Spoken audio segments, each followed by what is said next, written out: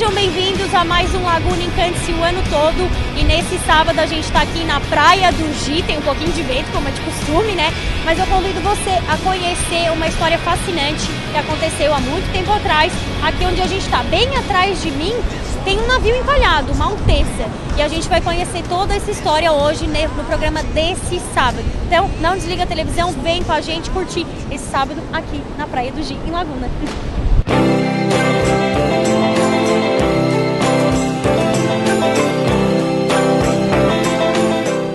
Bom, e agora a gente está aqui com o Valmir Guedes, ele que escreveu um livro, A Última Viagem de uma Alteza, e a gente vai conversar com ele. Ele sabe mais do que ninguém sobre essa história fascinante. A gente já está aqui nos bastidores conversando há um tempão sobre isso, e agora a gente vai conversar para contar para quem está em casa toda essa história. Então, Valmir, quando que ele encalhou? Quanto tempo ele encalhou? Vamos começar, acho que, fazer um resumão, o que tu acha, para a gente adaptar e fazer o pessoal que está em casa entender essa história, né? Em 26 de maio de 1979, o pessoal que caminhava na praia pela manhã, na praia do Mar Grosso, foi surpreendido com um navio quase encostando, né, percorrendo aquele litoral ali da praia do Mar Grosso. E o pessoal ficou surpreso, porque apesar de ser um navio de médio porte, ele de comprimento ele era 250 metros, mas na linha do horizonte ele parecia um navio enorme. E com o tempo, esse navio, devagarinho, ele vai lá para a Praia do Gi. E lá ele encalha um pouquinho além da arrebentação da Praia do Gi. Este foi o início do encalhe do navio. Até então, ninguém sabia o que o navio transportava, etc. O que aconteceu é que o 5º Distrito Naval, que era em Florianópolis e hoje é em Porto Alegre, ele recebeu um pedido de SOS deste navio, que ele estava com problemas de água e problemas na máquina, nos motores. Por sorte, no porto de Itajaí existia um rebocador chamado Tritão, que logo em seguida já parte para o salvamento. E ele chega rapidinho na Praia do Gi. O comandante não permite a subida dos oficiais da Marinha. E como o navio era de bandeira grega, isso aí era direito internacional. Então não se pôde, em princípio, subir ao navio. O comandante não deixou. E disse que o pedido de SOS era só para a retirada dos tripulantes. O navio tinha 29 tripulantes, sendo 2 mulheres. Todos se salvaram. Todos se salvaram. Nesse meio tempo, os tripulantes são retirados e vêm para a Laguna. E são hospedados em alguns hotéis na Laguna, principalmente, na época, no Hotel Farol Palace, era um hotel existente no centro da cidade. E 4 oficiais ficam no navio. Depois de muita conversa, os mergulhadores da Marinha vão até o porão do navio, na parte de baixo do casco, e descobrem que há um furo por onde a água penetrou. Eles fazem esse trabalho de tapar isso aí e propõem rebocar o navio, porque o navio estava recém-encalhado. Só que o que aconteceu? O comandante não deixou. O comandante não permitiu. Até aquele momento era possível a retirada do navio, né, através do rebocador. E isso vai criar todo um impasse, né? Porque até então não se sabia o que o navio estava trazendo. Sim. Com o tempo, com o comandante depois, ele vai explicar. O navio está trazendo uma grande quantidade, toneladas de milho a granel. E com o passar dos dias, aquilo se torna um perigo, porque o casco começa a arrebentar, o navio começa a se tornar impossível a retirada do navio do local, Sim. já que o comandante não deixa, né? O comandante Emanuel Carras era o nome dele, era um grego, e ele não deixa fazer essa retirada do navio. E com o tempo, a temperatura, o vento, o navio cada vez adorna mais e fica encalhado, tornando-se impossível. Vai afundando cada vez mais na areia, o trabalho do mar, o vento, tudo. E aí existe toda uma discussão, né? Reuniões na época com o juiz da comarca, com o prefeito, com as entidades de meio ambiente e tudo, porque o navio também trazia uma grande quantidade de óleo combustível. E ele tinha partido do porto de Rosário, na Argentina, ele ia fazer uma passagem para abastecimento no Rio de Janeiro e dali ele partiria para a Itália, para Gênova. Esse era a rota dele, né? E criou-se todo esse impasse. Foi um impasse muito discutido na época, porque o perigo desses porões abrirem e esse milho, enfim, escorrer para a praia e toda uma poluição do ecossistema. Mais do que o milho, que de fato vai ocorrer, né? O próprio óleo. A grande preocupação das autoridades na época era o óleo combustível e o óleo lubrificante do navio. Afinal, ele estava carregado de óleo. Ele tinha recém partido de Rosário, na Argentina. Então, ele estava carregado para a viagem até o Rio de Janeiro. Então, há toda uma discussão sobre isso. Até que se consegue, depois de longas negociações e tal, o comandante abandona o navio, né? Isso aí se deu em 26 de maio. No começo de junho, lá na primeira quinzena, o comandante arria a bandeira da Grécia, e aí as autoridades puderam entrar no navio e aí providenciar toda uma retirada desse milho. Nesse meio tempo, os porões começam a ser arrebentados. Os porões são arrebentados pelas ondas, explodem os porões e o milho começa a se espalhar pela praia. Ele se espalhou tanto pela praia que só mais tarde 8% da carga foi retirado do navio. O resto se perdeu pela areia. Isso impossibilitou o banho, tudo ali na Praia do Gi, Impossibilitou, sim. Mas chegou a atingir aqui o Mar Grosso? Chegou a atingir o Mar Grosso. Na época, muitos populares, o pessoal correu para a praia com carroça, com bacia e retirou todo esse milho. Foram retirando esse milho para a criação de galinhas e de porcos, enfim. Então, e o navio também virou um ponto turístico. Sim. Isso aconteceu, né? Porque era próximo à praia, dava para ver. Próximo à praia é um fato inusitado, mesmo que tenha sido no inverno, mas assim, ele trouxe toda uma gama de curiosos do sul do estado e tal. Virou um ponto turístico. Final de semana o pessoal pegava o carro, ou a pé mesmo, e ia até a Praia do Gi para olhar o navio.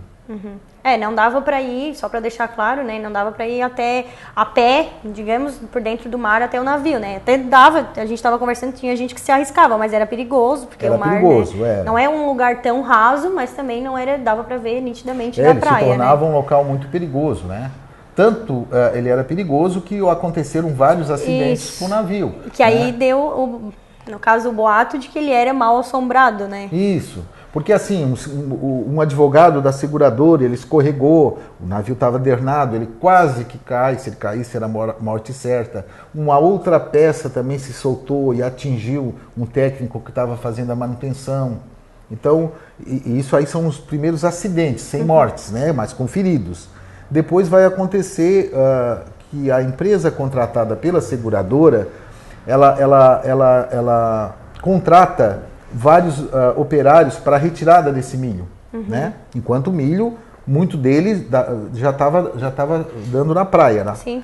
Então, o que acontece? 4 desses operários, e eu trago essa história e o nome deles todos, ao penetrar no porão, porque a ideia, já que o navio não tinha mais energia elétrica, a ideia qual era? Era através de cestas. Eles depositavam o milho nessa cesta, milho a granel, essas cestas eram elevadas até o convés e de lá eles eram passados para uns barcos que ficavam aos lados, uns barcos pesqueiros até, que foram contratados. Só que quando os operários, sem saber, penetraram com suas pás no milho, no depósito, no porão, o milho estava todo molhado, então aquilo criou um gás e imediatamente matou 4 operários. E deixou mais alguns que foram para o Hospital da Laguna e por intoxicação. Mas 4 já morreram imediatos. Então, isso aí já começou a criar essa lenda do navio amaldiçoado, né? Porque os acidentes, mais as mortes. E foram 7 mortes. Depois nós tivemos mais 2 mortes. E aí, alguns meses depois, quando a empresa que estava fazendo o desmonte do navio, de algumas peças do interior do navio, ela instalou um cabo de aço da areia até o navio. Por esse cabo de aço, corria uma padiola, na verdade, uma peça, onde ali era colocado uma cesta, na verdade, para ficar melhor explicando, era uma cesta. Ali os operários eram levados e buscados no navio e eram levados peças, ferramentas, etc. Um aviãozinho teco-teco que estava passando pelo litoral, eu conto essa história com mais detalhes no livro, ele, sem perceber o cabo que não estava sinalizado, o navio bate com a roda traseira, o avião bate com a roda traseira no cabo, e morre o piloto e o passageiro. Então aí já são 6. Já são 6. E depois existem outros operários que vão de barco até o navio, porque era uma situação difícil. Na verdade, os barcos, a grande maioria, ele saía pelo porto da laguna, pela barra da laguna, para chegar ao navio, mesmo o navio estando a 300 metros da areia, porque não se conseguia ir até lá, por causa das ondas e tal. Sim. Então, mas como o mar estava mais calmo, esse barco, pequeno barco, ele foi por ali. E o que aconteceu? Numa onda daquela, os operários caíram no mar e um deles se afogou. Né? Então são 7. 7 mortes. Aí criou-se toda essa lenda, né? da maldição do navio. E vamos com mais uma dica aqui na Perim Contabilidade. O seu Ivo agora vai esclarecer algumas dúvidas para quem tem terras no interior, é isso, seu Ivo? Exatamente. Propriedade rural, agrícola. Isso. Então, nesse mês de setembro, é o prazo para apresentar a DTR, isso é, a Declaração do Imposto Territorial Rural, tá? Quem não apresentar, tem multa, tá? E o prazo é dia 30 de setembro, inclusive para pagamento. Quem não fizer está sujeito a uma multa, tá? Então é bom guardar essa data, esse mês, prazo para fazer a DTR, a Declaração do Imposto Territorial Rural. E outra dica que eu quero dizer é o seguinte: esse mês, dia 30 de setembro, vence a 6ª cota do Imposto de Renda Pessoa Física, tá? Relativo ao exercício de 2016. Então, muito atento aí, quem está devendo o imposto parcelado, dia 30 é o prazo para recolhimento da 6ª parcela do Imposto de Renda. Essa declaração do imposto para terras rurais, né, para patrimônio rural, é para quem não tem terra aqui, para quem tem terras mais no interior, né, não paga o IPTU. Esse é fora o imposto do urbanismo da cidade. Para propriedades rurais, seja agrícola ou seja de exploração, né, bovina ou animal, entende? Então o pessoal tem que ficar ligado na data aí, 30 de setembro, né? Tem esses 2 lembretes aí que o seu Ivo ajudou. E quem tiver qualquer mais alguma dúvida, quiser saber um pouquinho mais o que é isso, o que vai acontecer aí no dia 30 de setembro, procura antecipadamente, não deixe para cima da hora. Aqui é a Perim Contabilidade para resolver tudo, e dia 30 é só descansar, né? Não se preocupar com mais nada. Estaremos à disposição. Muito obrigado. Com certeza. Muito obrigada, seu Ivo. É sempre um prazer estar aqui. Que bom. Valeu.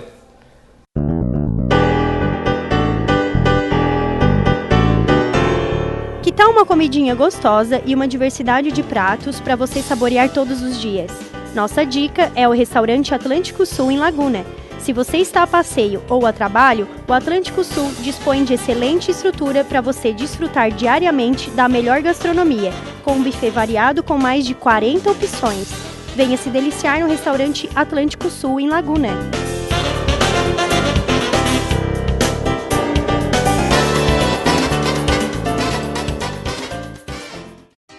Bom, e agora eu estou aqui na frente da Top Soluções, bem no Mar Grosso, para convidar você que está aí em casa, que está precisando de serviços de pintura, reparos em geral e serviço de limpeza pós-obra, diarista, passar aqui na Top Soluções, no Mar Grosso, e contratar os serviços deles, que são ótimos. A gente super indica, a gente sempre dá essa dica para você aí em casa do Laguna, encante-se o ano todo, né? Precisou de reforma, tá fazendo uma reforma, é só procurar a Top Soluções.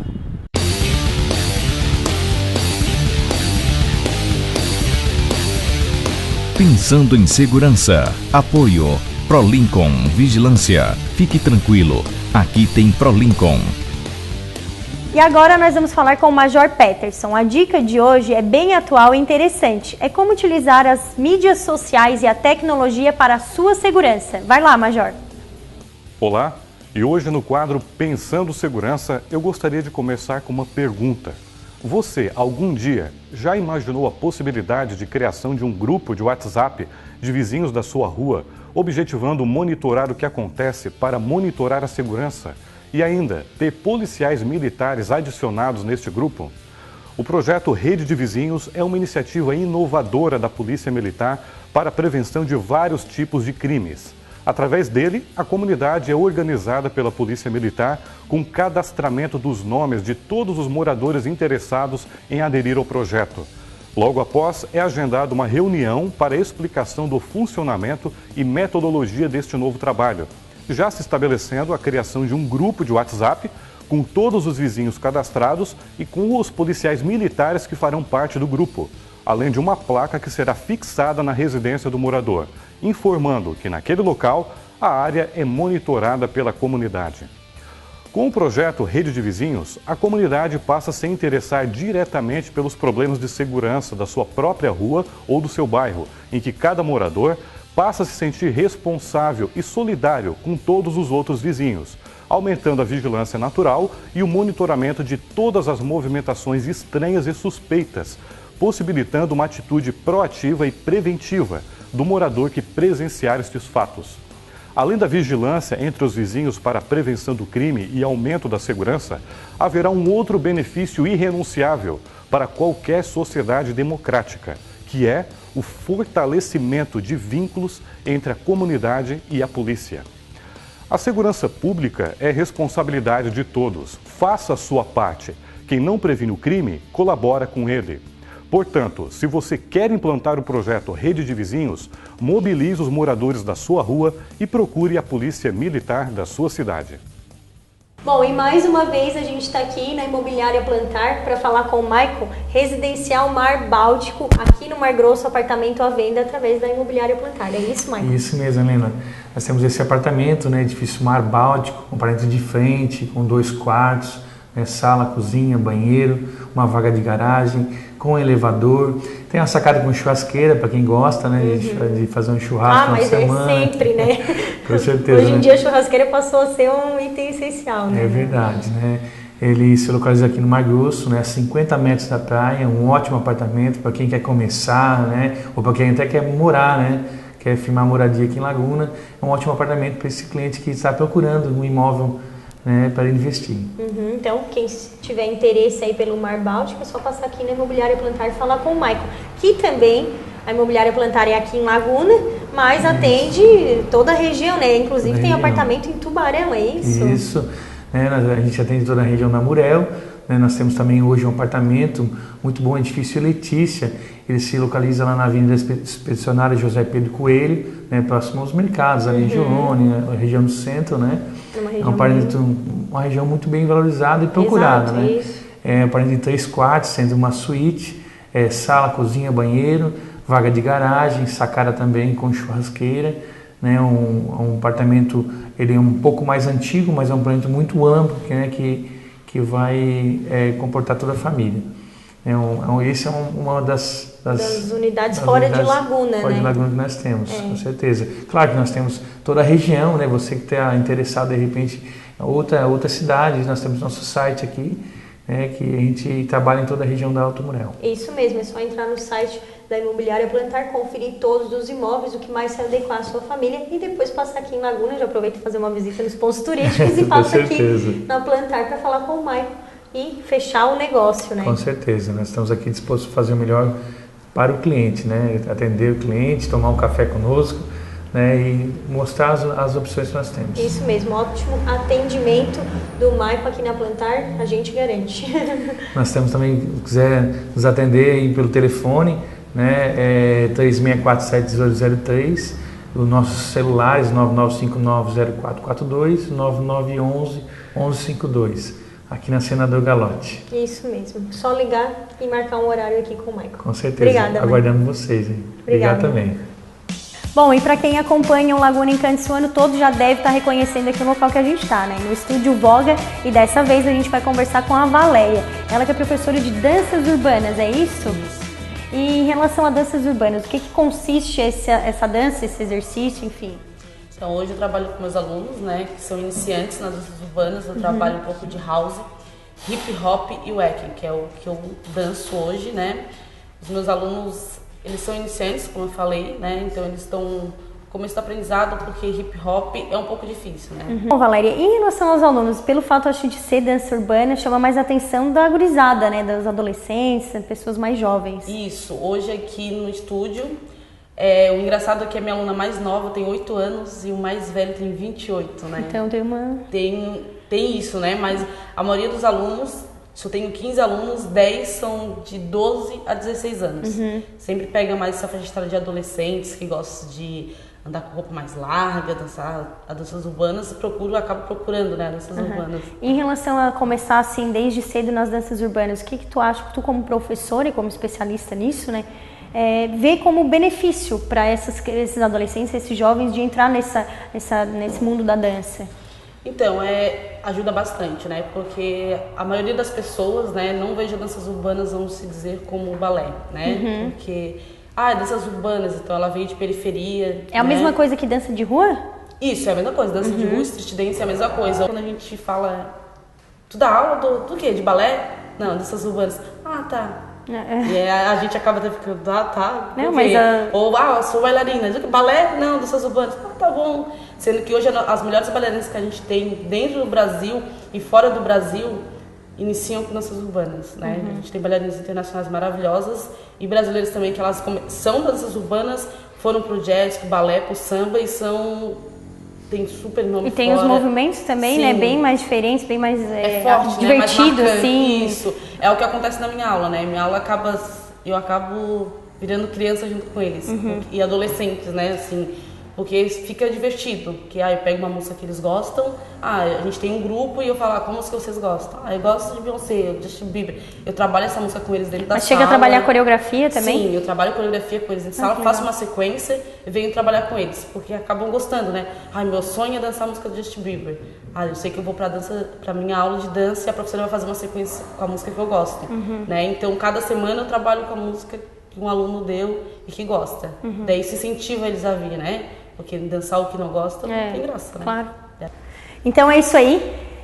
Quem gostou desse bate-papo aqui com a Valéria e se interessou um pouquinho mais sobre danças urbanas ou dança de rua, enfim, e quer dançar aquela música que você gosta, é só procurar o Estúdio Voga, tanto aqui em Laguna quanto em Tubarão, né? As aulas. Fazer uma aula experimental. Fazer uma aula experimental, conhecer a Valéria e toda a equipe aqui do Estúdio Voga, com certeza vocês vão adorar. Muito obrigada, Valéria, pelo bate-papo.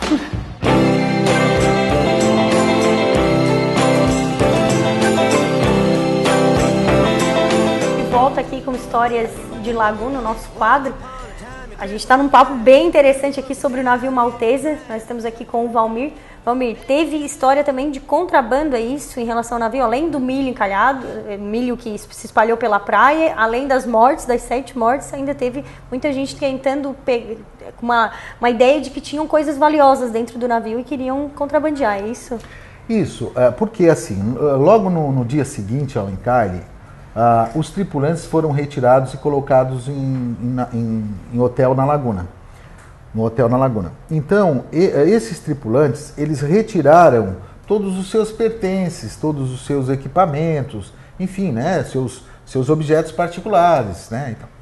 E aí surgiu muito na época, e eu fui pesquisar isso aí, surgiu toda uma história que o navio estava trazendo motos misturadas ao milho e outros objetos de contrabando e tal. Como a Receita só entrou no navio, a Receita Federal, os fiscais da Receita, eles só entraram no navio uma semana depois, né? Eles não entraram de imediato, só entraram quando foi liberado o navio. O que aconteceu?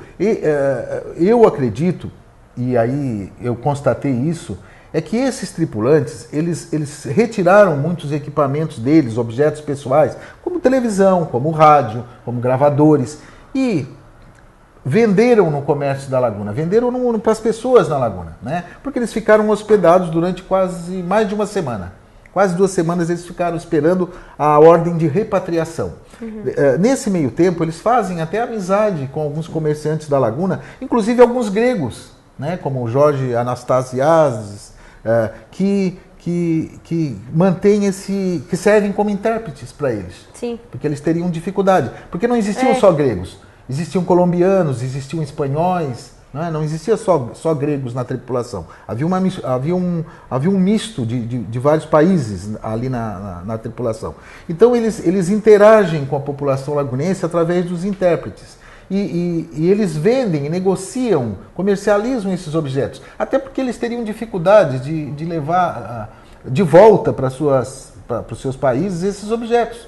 Então eu creio que tenha surgido daí essa história de contrabando das motos. As motos eu realmente, apesar de algumas pessoas dizerem até ter visto, eram motos na cor preta, com 2 bobinas, 3 ou 4 motos, realmente eu não cheguei a nenhuma conclusão quanto a esses objetos. Não, nenhuma pista, pelo menos eu encontrei assim, né? Algumas pessoas dizem que ouviram e tal, mas não sei. Agora, quanto aos objetos pessoais, sim.